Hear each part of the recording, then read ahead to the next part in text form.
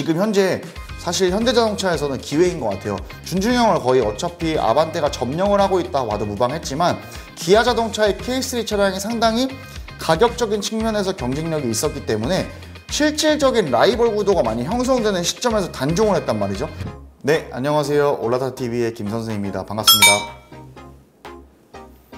오늘은 국민적인 주제를 좀 가져와 봤습니다. 현대자동차의 아반떼 차량을 한번 소개시켜 드리려고 하는데요. 제가 이제 자료를 준비하면서 굉장히 좀 재밌는 것들을 많이 좀 찾아봤어요. 평균 점수, 차량의 평균 평가 점수가 별 4개 반, 9점입니다. 10점 만점에 9점이고 제가 여기서 공감이 좀 가는 부분들 중에 하나는 뭐냐면 일단 연비적인 측면에서 9점이라는 높은 수치를 받았다는 거. 아반떼가 사실 연비적으로는 뭐 당해낼 차가 없죠. 실질적으로 뭐 가솔린 같은 경우에도 도심 연비 기준으로 한 15에서 18 정도를 왔다 갔다 하니까 상당히 좋은 연비를 자랑한다고 하실 수 있습니다. 그리고 아반떼가 페이스리프트가 되고 나서 뭐 소나타도 그렇고 그랜저도 그렇고 현대의 어떤 디자인을 전반적으로 좀 주도하는 디자인이 아닌가라는 생각을 또 하기도 했습니다. 실질적으로 지금 기아자동차의 K3 차량이 단종이 되면서 동일 세그먼트 중에서 준중형 세단 중에서는 사실 가장 원탑으로 꼽히고 있으며 국민 세단이라는 타이틀을 가지고 있죠. 보면은 이제 댓글을 좀 많이 남겨주셨어요. 충분한 출력, 기름값과는 무관심해지게 연비가 굉장히 좋다. 살짝 작은가 싶다가도 적당하다. 단차는 좀 있지만 훌륭한 디자인이다. 그리고 방음은 부족한데 생각하면 납득 가능한 수준이다. 전반적으로 가격 감당이 가능한 초년생이나 초보 운전자에게 올라운드 차량이다. 이게 정말 좀 정확한 표현이고 평가인 것 같아요. 그래서 뭔가 이걸 보면서 와, 나랑 생각이 좀 똑같네 라는 생각도 했고, 근데 가격 꼭 그랬어야만 했냐. 이게 가격대가 아반떼 같은 경우에는 인스퍼레이션 등급 혹은 모던 등급만 가도 2천만 원 초반대에서 중반대까지 한 2,500까지는 가거든요. 그러니까 이게 사회초년생이나 뭔가 20대 초반의 뭔가 청년들한테는 일시불로 구매하기에는 굉장히 좀 부담스러운 금액이 아닌가. 또 전액 할부로 때리기에도 이게 뭐 36개월, 48개월 나눠보면 60만 원, 70만 원대가 나와버려요.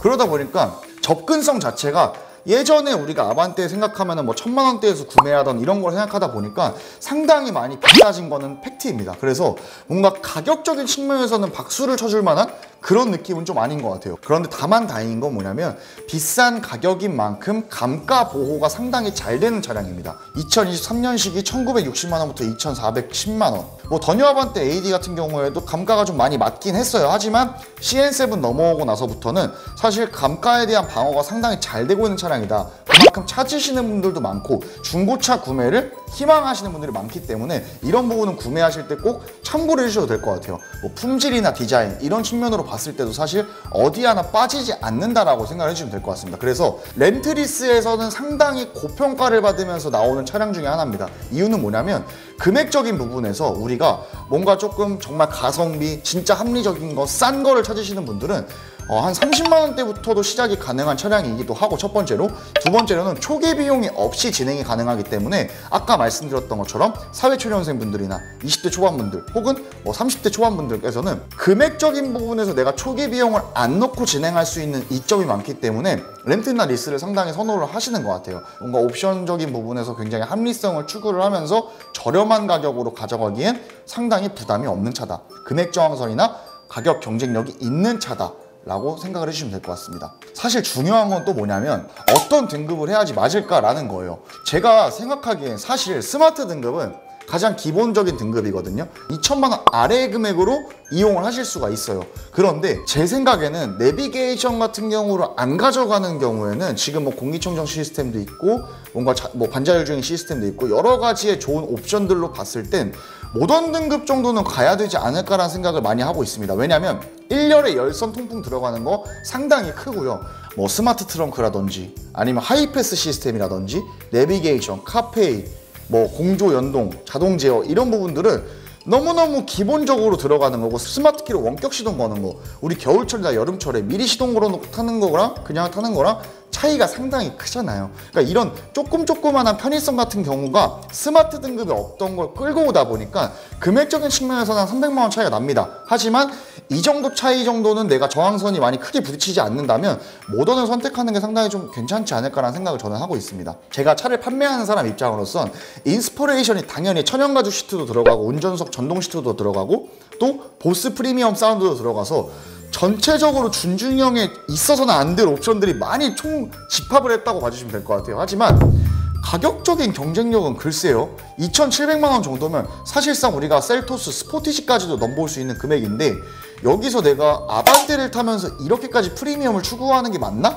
라는 생각이 좀 들긴 했고요. 그래서 제가 만약에 추천을 한다고 하면 2,300만 원 정도에 끊어서 모던 등급을 추천을 드릴 것 같아요. 스마트 등급으로 가셨을 때는 진짜 뭐 렌트리스 기준 초기 비용이 아예 안 들어가는 상품 기준으로 봤을 때 30만 원 후반대부터 40만 원 초반대까지 형성이 되어 있습니다. 하지만 모던 등급으로 등급을 올렸다라고 하시면 40만 원 초반부터 40만 원 중반대까지는 나와요. 우리가 사회초년생인데 뭔가 보험도 그렇고 자동차세도 그렇고 여러 가지 신경 쓸 거 없이 그냥 기름만 넣고 다니면 되는데 그런 측면에서 바라볼 때 모던 등급으로 한 40만 원 초반 중반대 정도를 예산을 잡아두고 진행을 하시면 굉장히 이거만큼 괜찮은 경쟁력 있는 차가 있을까라는 생각을 저는 하고 있고요. 실제로 지금 준중형에서는 세단 중에는 경쟁자가 없잖아요. 뭐 중고차 시장에서는 K3가 잘 나갈 때 있고 아반떼에서 조금만 내가 눈높이를 낮추면 K3의 옵션을 좀 많이 들어간 걸로 할 수 있다 보니까 그런 부분에서는 뭔가 K3의 경쟁력이 있고 K3가 좀 더 선호하시는 분들이 계실 것 같아요. 하지만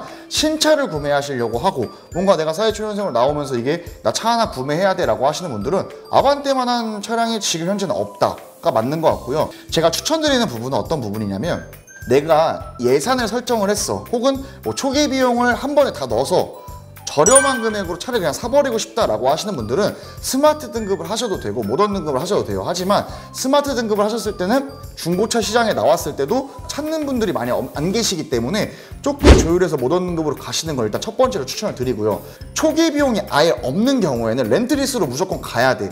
근데 그럴 경우에 내가 옵션 사항이라든지 아니면 등급이라든지 이런 부분들을 예산에 맞게끔 짜야 되는데 한 40만 원 초중반까지 한 43만 원, 45만 원까지는 봐주셔야 된다는 거. 그리고 뭐 26세 이전의 분들이 많이 하시기 때문에 렌트 같은 경우에는 보험 적용 나이가 21세와 26세가 있죠. 그래서 21세 같은 경우에는 40만 원 후반대, 50만 원 초반대까지는 금액이 인상이 되는 부분이 있다 보니까 오히려 나이가 어리신 분들은 보험료에 대한 리스크가 있기 때문에 한번 할부와 좀 렌트리스와 상품 비교를 하시면서 한번 어떤 차이가 있는지를 확인해 보시는 게 좋을 것 같아요.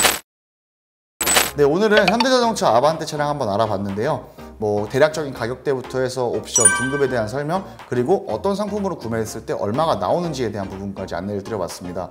지금 현재 사실 현대자동차에서는 기회인 것 같아요. 준중형을 거의 어차피 아반떼가 점령을 하고 있다 와도 무방했지만 기아자동차의 K3 차량이 상당히 가격적인 측면에서 경쟁력이 있었기 때문에 실질적인 라이벌 구도가 많이 형성되는 시점에서 단종을 했단 말이죠. 그럼 여기서 아반떼를 얼마나 강화시켜가지고 어떻게 많이 독점을 할 것인가에 대한 부분을 조금 이번에 25년식 나오면서 개선을 많이 했다고 느껴집니다. 가격대도 많이 올렸고 품질에 대한 부분도 많이 올렸기 때문이죠. 그래서 그런 부분들로 하여금 소비자들의 선택을 받는 데는 뭐 무리가 없다고 저는 생각을 합니다. 가격적인 부분만 조금 건드리면 될 것 같아요. 조금만 싸게 나왔어도 좋을 것 같은데 뭐 아반떼 말고도 다른 차량들을 뭐 비교하시고 있거나 아니면 궁금하신 차량이 있으시거나 하신 분들은 올라타 TV를 통해서 문의 남겨주시면 저 김 선생이 한번 직접 그 주제를 가지고 영상 한번 촬영해 보도록 하겠습니다. 오늘도 시청해 주셔서 감사합니다. 김 선생이었습니다.